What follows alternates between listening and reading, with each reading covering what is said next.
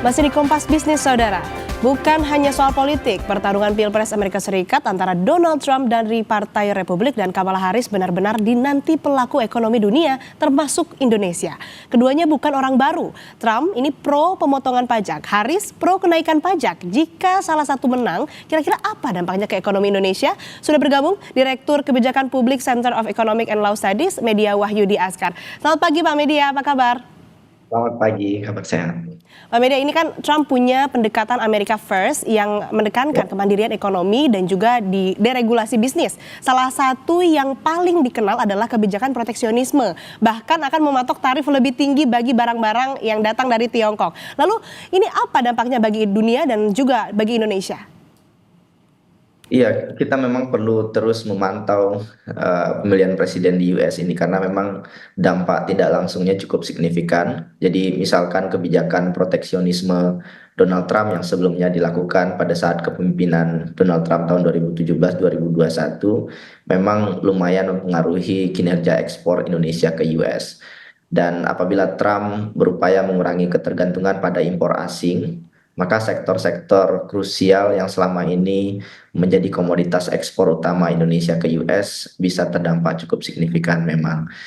Mulai dari industri tekstil, peralatan sepatu olahraga dan juga beberapa komoditas ekspor andalan lainnya.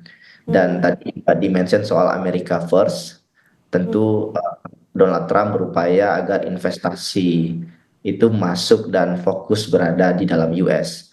Sehingga jika ini dilakukan tentu bisa mengurangi basis investasi Amerika Serikat di luar negeri termasuk Indonesia. Jadi tentu saja ada kekhawatiran ini bisa memperlambat aliran modal ke sektor-sektor seperti pertambangan, manufaktur, dan infrastruktur juga yang sangat penting bagi pertumbuhan Oke, Indonesia. dengan kemudahan regulasi investasi di Amerika Serikat, ini bagaimana antisipasi yang harus dilakukan pemerintah Indonesia? Apakah rupiah akan tertekan karena aset dolar ini akan lebih menarik?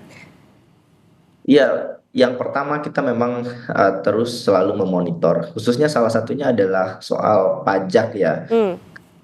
Di masa lalu Trump berupaya mereformasi pajak, menarik perusahaan US agar kembali dan dana mereka dari luar negeri itu masuk kembali ke US dan Indonesia bisa terdampak signifikan.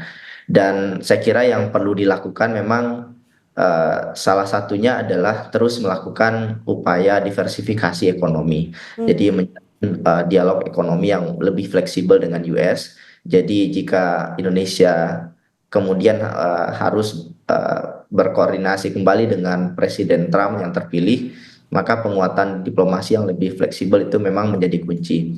Sebab kita tahu ya ketegangan geopolitik dengan Tiongkok, Trump selalu berupaya memicu perang dagang dengan China, dan ini terus terang juga cukup mengkhawatirkan karena bisa memicu ketidakpastian ekonomi global.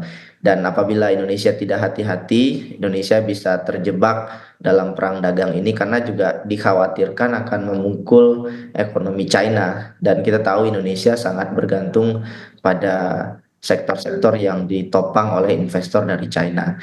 Jadi memang ada banyak ketidakpastian, terutama apabila langkah kebijakan Trump ya, yang kita tahu sebelumnya sering mendorong volatilitas di pasar global, ini tentu saja bisa berdampak pada rupiah di Indonesia.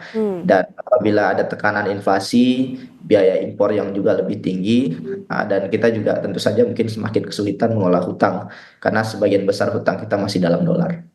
Oke, itu kalau tadi kita bahas apa dampaknya soal kalau Trump terpilih ataupun juga menang begitu ya. Nah, kita akan beralih ke Harris. Cukup tak populis karena kan akan menaikkan pajak individu dan juga korporasi untuk membiayai keadilan sosial. Tetapi Harris akan lebih terbuka juga nih terhadap kerjasama internasional. Lalu apa ini dampaknya bagi Indonesia, Pak Media?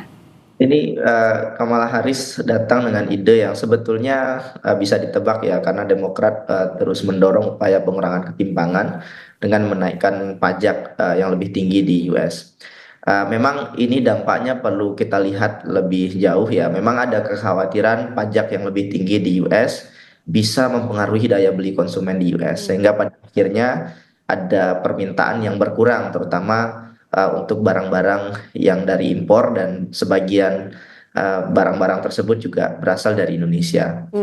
Juga yang paling penting itu soal investasi sebetulnya, karena kebijakan pajak yang lebih tinggi pasti mempengaruhi keputusan investasi di luar negeri, begitu ya. Hmm. Dan di satu sisi ini juga bisa jadi peluang untuk Indonesia karena Indonesia bisa mendapatkan investor perusahaan-perusahaan US yang kemudian bergeser ke Indonesia. Tetapi lagi-lagi catatannya seberapa besar, seberapa kuat Indonesia bisa bersaing dengan negara lain untuk menarik investasi asing dari luar negeri. Hmm. Kalau soal organisasi multilateral, saya kira Kamala Harris kalau terpilih ya mungkin akan Hmm. melanjutkan kesepakatan sebelumnya yang sudah diinisiasi oleh Joe Biden. Hmm. Ada strategis yang lebih luas lewat Comprehensive Strategic Partnership dan kemudian juga US juga menyatakan dukungannya kepada Indonesia untuk bergabung dengan OECD. Jadi memang dari segi hubungan internasional Kamala Harris lebih terbuka dan sebelumnya juga sudah diinisiasi oleh Joe Biden dan kemungkinan jika terpilih akan terus dilanjutkan. Oke. Nah, ini selanjutnya yang menarik juga adalah isu lingkungan yang akan dibawa Kamala Harris. Sedangkan Indonesia ini kan banyak bergantung pada komoditas sumber daya alam. Apakah Harris ini akan beresiko bagi tulang punggung ekspor Indonesia? Ya, Harris kemungkinan besar akan melanjutkan dan memperkuat komitmen US dalam isu perubahan iklim. Ada dana JETP yang sudah menjadi komitmen pemerintah US dan ini terus pasti akan terus didorong oleh Kamala Harris ke depan. Cuman memang di sisi lain juga kekhawatiran soal apabila Kamala Harris lebih fokus pada energi terbarukan ada terjadi penurunan permintaan untuk komoditas berbasis energi fosil ya. Tetapi saya melihat ini masih perlu diskursus panjang ya, karena peralihan ke produk berkelanjutan itu juga tidak mudah. Dan di sisi lain, US juga sebetulnya mendapatkan manfaat juga cukup signifikan dari ekspor Hmm. produk sumber daya alam yang ada di Indonesia. Hmm. Khusus untuk ini, saya kira dampak jangka pendeknya tidak terlalu signifikan. Hmm. Artinya ya, tidak perlu ada kekhawatiran yang berlebih bagi masyarakat atau pelaku usaha yang bergantung pada sumber daya alam yang akan mengekspor ke US. Hmm. Dan saya kira juga penting juga untuk dilihat ini sebagai sebuah peluang ya, agar terus agile di tengah ketidakpastian ekonomi global dan terus mendorong diversifikasi ekonomi, mencari alternatif negara tujuan ekspor tentu saja selain United States. Jadi sebetulnya tidak begitu signifikan ya, tidak perlu terlalu khawatir bagi pelaku usaha yang mana di bidang ekspor sumber daya alam begitu ya. Dan kita juga saat ini kan masih menunggu bagaimana hasil Pilpres Amerika Serikat yang akan nanti diumumkan begitu. Dan yang terbaru ini kan MK mengeluarkan putusan untuk mencabut klaster ketenagakerjaan dari Undang-Undang Ciptaker nih Mas Media. Dengan putusan ini apakah ekonomi Indonesia bisa adaptif terhadap risiko maupun juga peluang ekonomi yang muncul atas dinamika global?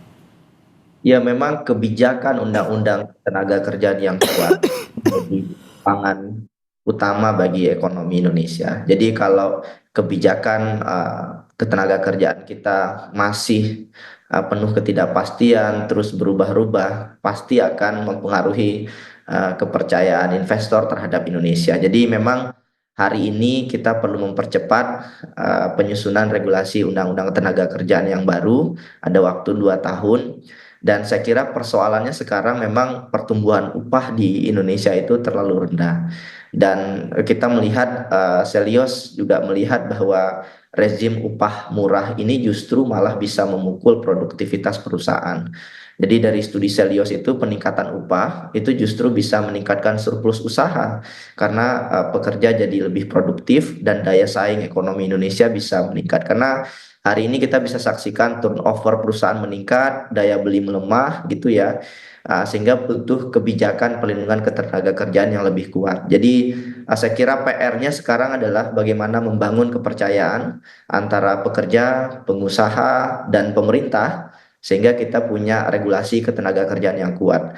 Sehingga kita bisa bergantung pada ekonomi kita sendiri tanpa harus khawatir dengan perubahan politik dan dinamika ekonomi global yang terus mengalami ketidakpastian. Bagaimana kemudian membentuk kepercayaan antara pekerja, pengusaha dan juga pemerintah. Baik, terima kasih Mas Media Wahyudi Askar, Direktur Kebijakan Publik Selios telah bergabung bersama kami di Kompas Bisnis. Sehat selalu.